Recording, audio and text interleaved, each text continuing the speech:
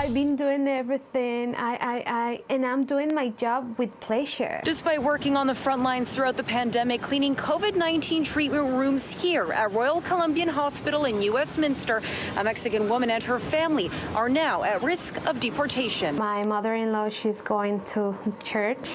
She's like, God is going to do something. And I believe that as well. But sometimes it's too much to handle. Claudia Zamorano, her husband, brother-in-law, mother-in-law, and 9-year-old daughter, who wore this mask to hide her identity, arrived in Canada as refugees more than 4 years ago. They say they were facing death threats from organized crime.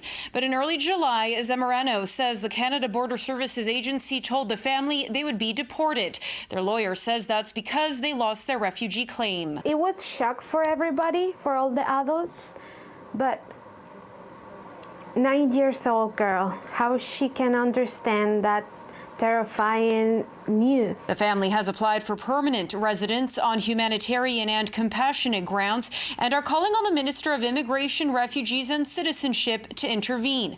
They have support from advocates who held a press conference on Wednesday to bring attention to their case. We need to retain every single one of our qualified and dedicated healthcare workers that we can in order to prevent placing further burden on our already understaffed and overworked healthcare system. Keep this family here. This family is supporting the economy. This family is supporting the community. This family is supporting Canadian society in so many ways. When City News asked the Ministry of Immigration, Refugees and Citizenship for comment on the case, they directed City News to the CBSA, which wouldn't talk about the case because of the Privacy Act, but said in a statement the decision to remove someone from Canada is not taken lightly and that humanitarian and compassionate applications do not stay the removal of an individual until they are approved. We join so many others in calling on the IRC to quickly approve this family's permanent residency application so that they can continue to build their community and so they can finally find some stability, some peace, and some security in their lives. Zamorano says the family hasn't been given a deportation date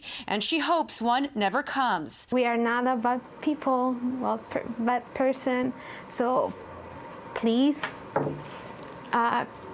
we will be so thankful. In Westminster, Monika Gul, City News.